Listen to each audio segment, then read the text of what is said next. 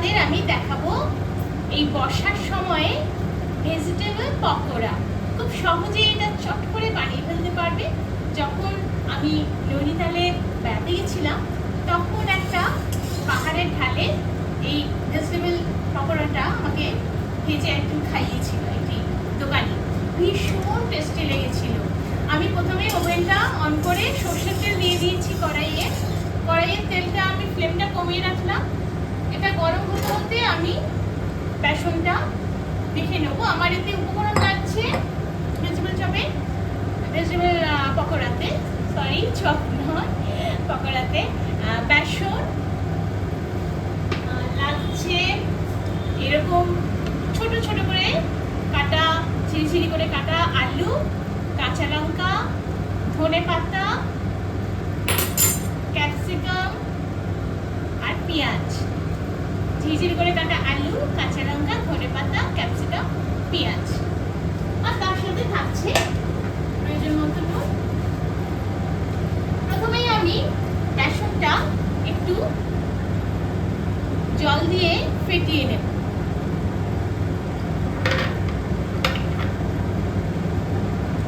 বেশি জল দেব না, অল্প করে জল দিয়ে আমি বেসনটাকে একটু ফেটিয়ে নেব।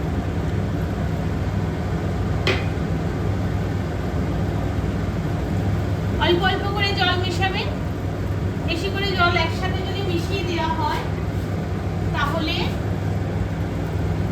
বেশি পাতলা হয়ে গেলে তখন অসুবিধা হবে, কারণ এমনি আলু থেকে এই সবজিগুলো থেকে একটু জল তো বেরোবে। ওই জন্য ভালো করে এটাকে হাত দিয়েই ফেটিয়ে নেবেন, তাহলে খুব সুন্দর ভালোবাসা মিশিয়ে খাবারটা তৈরি হবে।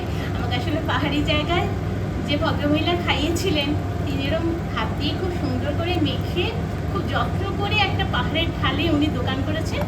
আর সেখানে বসে ঝিরিঝিরি বৃষ্টি পড়ছিল, তার মধ্যে গরম চায়ের সাথে এই ভেজিটেবল পকোড়া পুরো আলাদা একটা মাত্রা এনে দিয়েছিল। ভীষণ টেস্টি হয়। দেখুন আমি এটা পুরো ফেটিয়ে নিয়ে একটা বেশ বেসনটাকে বেশ সাদা মতো একটা হয়ে গেছে। এইরকম গ্রেভিটা এইরকম করবেন, খুব বেশি পাতলা না, এরকম করে এবার এর সাথে আমি একে একে মিশিয়ে নেব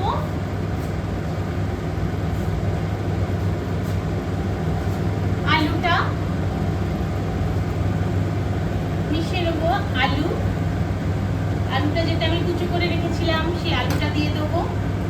দিয়ে দেবো পেঁয়াজ কুচিগুলো,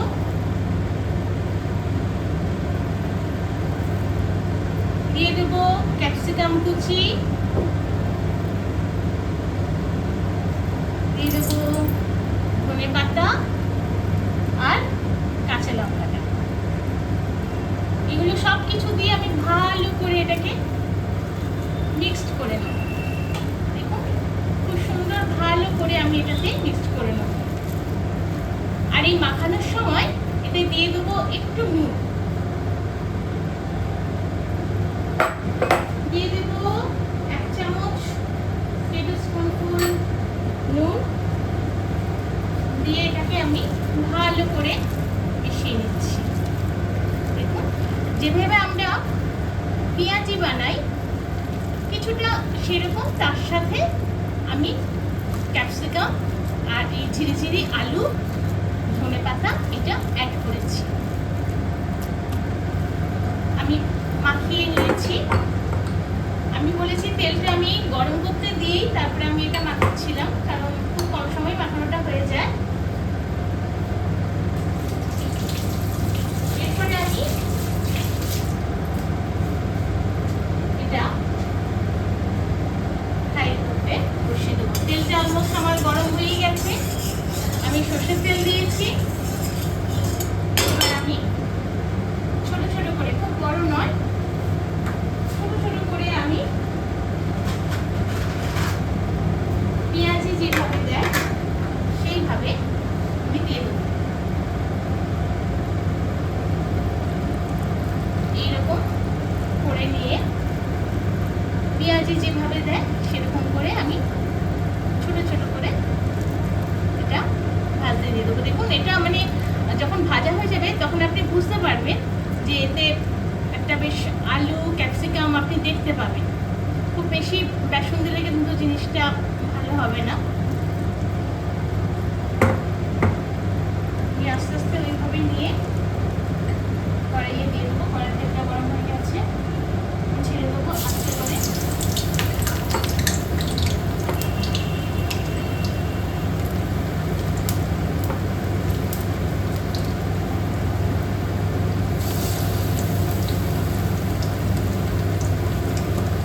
ফ্লেমটা আমি কমিয়ে রেখেছি, তাহলে বেশি ভাজা হয়ে যাবে।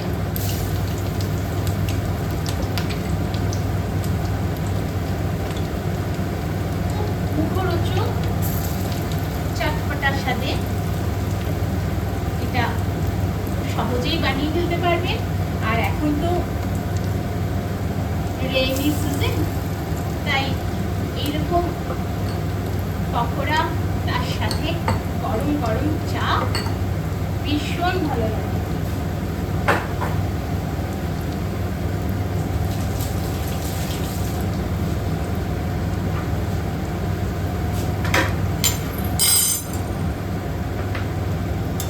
আমি আস্তে আস্তে এগুলোকে তুলে দেবো। কত তাড়াতাড়ি আমার এগুলো, যেহেতু আমি আলুটাও খুব সরু করে কেটেছি, আস্তে আস্তে ফ্লেমটা মাঝারি করে দেবো। যখন তুলবো তখন লো ফ্লেম দিয়ে আস্তে আস্তে আমি এটাকে মাঝারি ফ্লেমটা দিয়ে দেবো। এখন আমি বাড়িয়ে দিয়েছি ফ্লেমটা।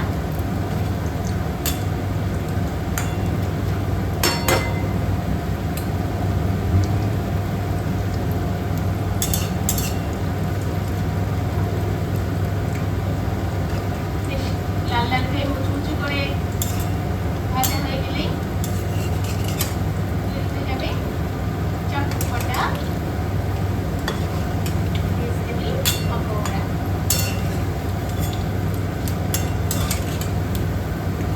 বাড়িতে আমাদের তো অনেক সময় আমাদের ফ্রেন্ডসরা চলেই আসে, তখন চট করে কি বানিয়ে দেবে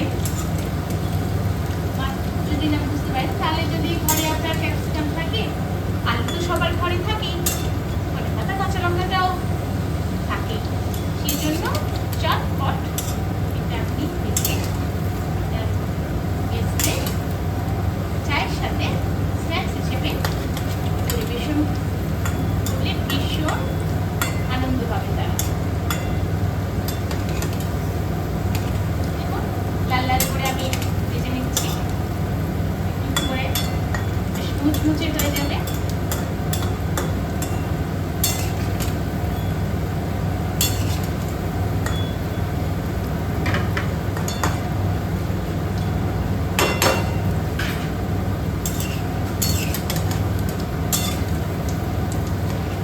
মুচমুচে করে ভাজা হয়ে যাচ্ছে, বেশ সুন্দর ফ্লেভার উঠছে ক্যাপসিকামের সাথে ধনে পাতা, তার সাথে কাঁচা লঙ্কা, ভীষণ সুন্দর, দেখতেও ভীষণ ভালো লাগছে। ক্যাপসিকাম সবুজ সবুজ দেখা যাচ্ছে। অলমোস্ট কমপ্লিট আমার রেসিপিটা। এবার আমি গ্যাসের ফ্লেমটা একটু বাড়িয়ে তুলবো, তাহলে তেলটা আমার সাথে মানে খুন্তির সাথে উঠে আসবে না, একটা তেলটা চলে যাবে। আর আমি যদি তেলটা কমিয়ে তুলি, তাহলে কিন্তু কিছুটা তেল এই পকোড়াগুলো অ্যাবজর্ব করে নেবে। ওই জন্য যখন কোনো ফ্রাই জিনিস নেওয়া হবে, সবসময় ফ্লেমটা বাড়িয়ে নেওয়া হবে। এবার আমি আমার পকোড়াটা অফ করে দিলাম। দেখুন তৈরি হয়ে গেছে আমার গরম গরম ভেজিটেবল পকোড়া। এবার এটা আপনি চায়ের সাথে সাজিয়ে সার্ভ করলেই একদম আর কোনো টেনশন নেই। খুব সুন্দর একটা প্রিপারেশন, খুব সুন্দর একটা চায়ের সাথে স্ন্যাক্স আপনি খুব সহজেই বানিয়ে ফেলতে পারলেন।